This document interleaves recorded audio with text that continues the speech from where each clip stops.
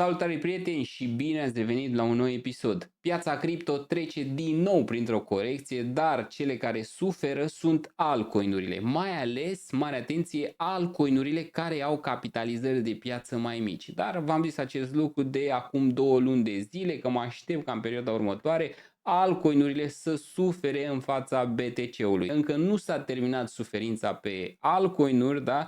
Nu mai e într-adevăr atât de mult până când altcoinile vor pune un bottom, dar încă nu suntem acolo. Pe termen scurt o să mai vedem ceva suferință pe aceste criptomonede cu capitalizări de piață mai micuțe. Interesul față de piața cripto este la minime, da? Nimeni nu mai e interesat de piața cripto, iar acești oameni care au părăsit în aceste momente piața cripto, vă garantez eu că nu vor face bani. Pentru că dacă nu ești prezent în această piață zi de zi, acum nu zice nimeni să fii, nu știu, 8 ore pe zi, 5 ore pe zi, nu, să-ți iei informațiile măcar 30, o oră pe zi. Dacă faci chestia asta și ești activ în acest lucru, eu zic că o să faci bani pe termen lung. Dar dacă pur și simplu nu-ți dai interesul, cum se întâmplă în momentul de față în piața cripto, pentru că nimeni nu mai e prezent, nimeni nu se mai uită la piața cripto. De ce? Pentru că sunt foarte dezamăgiți, pentru că altcoinurile nu au crescut. De 1000 și ceva de zile, dominanța a tot crescut sau a mers lateral. Deci, practic, altcoinurile au avut de suferit în fața Bitcoinului. Donald Trump am văzut că nu vrea să facă niciun fel de pace între Israel și Iran. Pare că nu mai e pe agenda lui acest lucru. Și tocmai din acest motiv piețele sunt un pic așa în defensivă. Dar ne apropiem de un eveniment extrem de important, da? Ședința Fed. Jerome trebuie să ia decizia dacă taie sau nu taie rata dobânzii. Dar o să discutăm imediat și despre lucrul ăsta în acest videoclip, așa că apasă butonul de like pentru că ajută foarte mult algoritmul acestui videoclip. Lasă și un comentariu, răspund la absolut toate. Vă mulțumesc pentru susținere. Hai să-i dăm drumul la treabă. Ne uităm rapid pe Ethereum și vedem că este la $2550, da? A fost respins de câte ori? O dată, de 2, de 3, de 4, de 5, de 6, de 7 ori a fost respins ETH-ul din zona asta de aici, da? Și ce se întâmplă când e respins de atât de multe ori? Ei bine, de regulă urmează o corecție. Și v-am zis și în episoadele anterioare că mă aștept ca la un moment dat ETH-ul să ne pună un lower high, da? Să ne pună un lower high, după care se ducă către un nou vârf istoric. Cred că aici a fost bottom-ul, da? În continuare mențin ideea că aici a fost bottom-ul, adică o probabilitate foarte mare. Noi când discutăm aici, discutăm strict pe probabilități, nu există niciun fel de garanție în piața cripto, nu există niciun fel de garanție atunci când discutăm despre analiză tehnică. Dacă ETH-ul ar fi reușit să ne ia zona asta de aici, v-am zis și mențin ideea că se ducea destul de rapid în zona asta de $3200.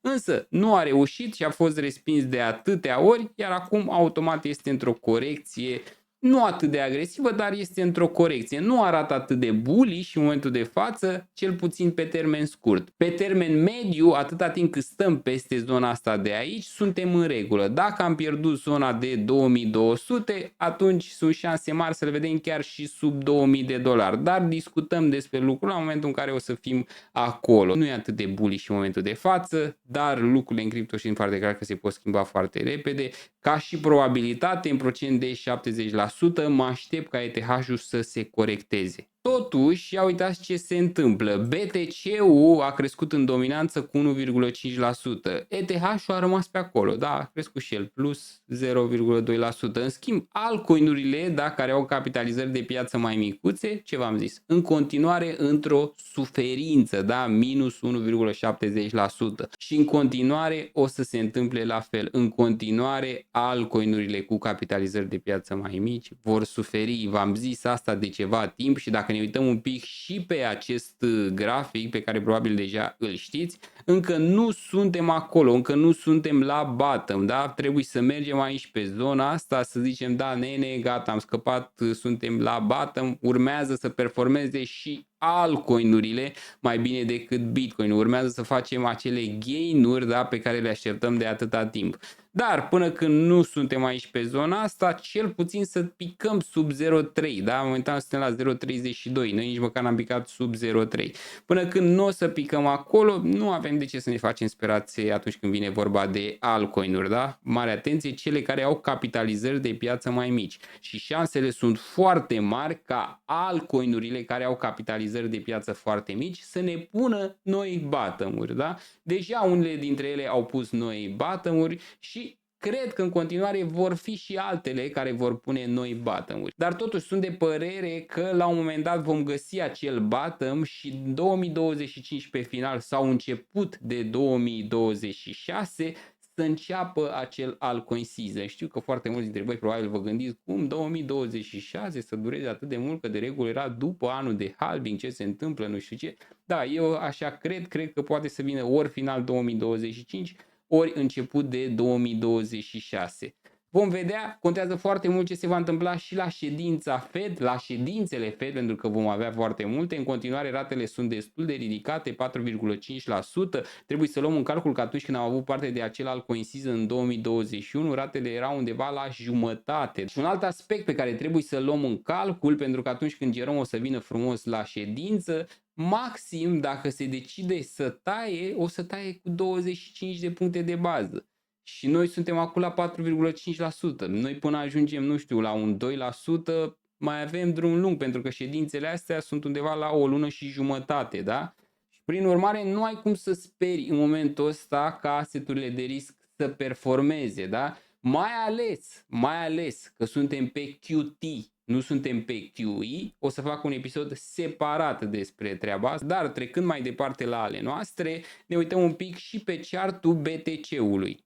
Bitcoin-ul este la 105.731 de dolari. Totuși, Bitcoin-ul încă este foarte sus, dar cu toate astea, altcoin-urile care au capitalizări de piață mai micuțe au pus noi bottom-uri.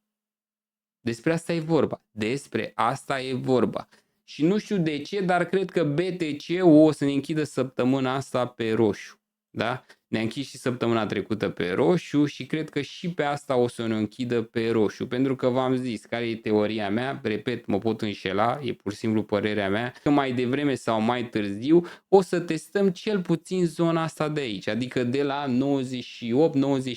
de mii de dolari. Da? Iar în funcție de cum ne comportăm aici pe zonă, da? Ne putem duce chiar și mai jos. Da? Contează foarte, foarte mult ce se va întâmpla aici pe zona asta. Dar o să discutăm strict pe zona respectivă când ajungem acolo. Cu toate astea că există probabilitatea mare ca BTC-ul să se ducă sub 100.000 de dolari, în continuare cred că o să vedem un nou vârf istoric pe Bitcoin în această vară. Da, și îmi place foarte mult să urmăresc acest grafic pentru că în felul ăsta îmi pot da seama cât de mult leverage este pe Bitcoin. Pentru că în momentul în care avem mult leverage pe Bitcoin, nu e bine. Market makerii ce vor să facă? Exact, vor să facă bani. Iar în momentul de față, noi avem ceva leverage pe Bitcoin, nu atât de mult față de cum aveam săptămânile trecute, dar avem în continuare ceva leverage.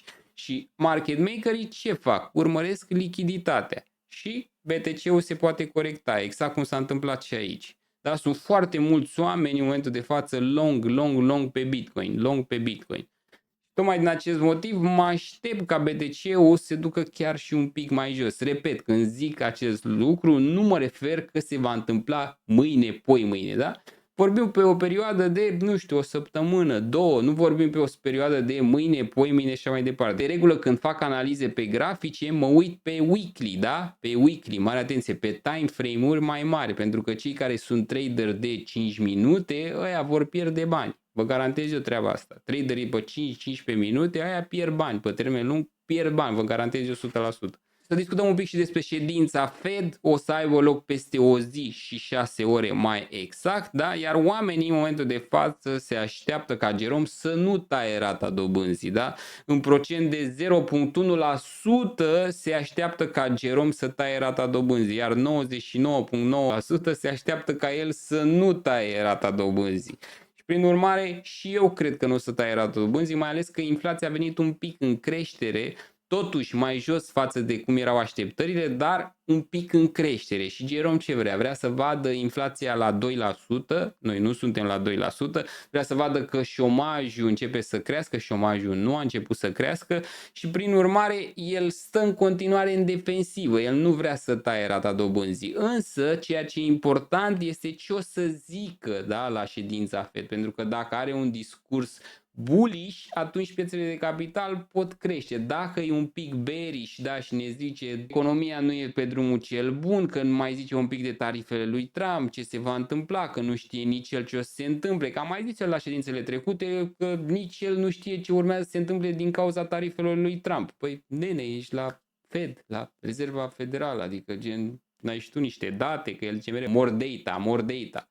Adică dacă îți dă un discurs din ăsta de incertitudine, cu siguranță piața o se ducă mai jos. Dacă îți dă un discurs de încredere, urmează să oprim QT-ul, urmează să micșorăm ratele, economia începe să meargă bine, totul e ok, suntem pe drumul cel bun, inflația e sub control. Dacă îți dă un discurs din ăsta, piețele vor crește. Foarte, foarte important de urmărit. Vom vedea, nu mai e mult, în jur de 30 de ore.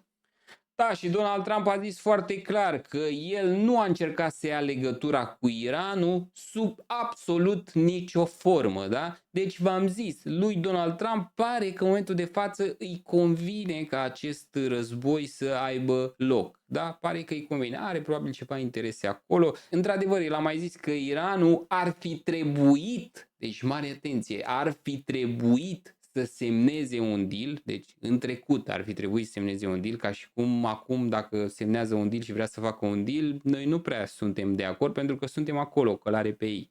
Deci așa, cel puțin așa s-a exprimat. Iranul ar fi trebuit, da? What a shame and waste of human life. Aici sunt total de acord cu el. Adică cum, domne, de ce să-și piardă oamenii ăia nevinovați viețile pentru un război, din punctul meu de vedere, total absurd. Și în continuare a zis așa, Iranul nu ar trebui să pună mâna pe acele arme nucleare, da? Pare că în momentul de față Donald Trump are un interes să țină acest război. Momentan nu avem mai multe detalii și un alt lucru interesant vreau să vă arăt, că majoritatea au spus că nu există nicio șansă ca Iranul să facă pace. Nici eu nu cred că vor face pace prea curând, probabil că o să mai dureze ceva această neînțelegere, din păcate, dar pare totuși că piețele de capital nu se gândesc atât de mult la treaba asta. Adică văd și, e un conflict acolo, dar cel mai probabil nu vor degenera lucrurile.